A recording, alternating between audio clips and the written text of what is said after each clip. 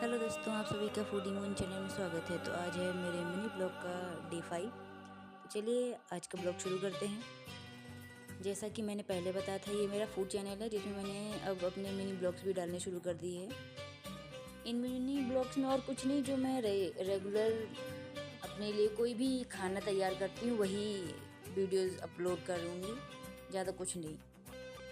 ये करना मैंने इसलिए शुरू किया क्योंकि वैसे तो मैं अब तक रेसिपीज़ ही डालती थी, पर कभी कभी मेरा मूड बिल्कुल नहीं होता कोई नई रेसिपी ट्राई करने का।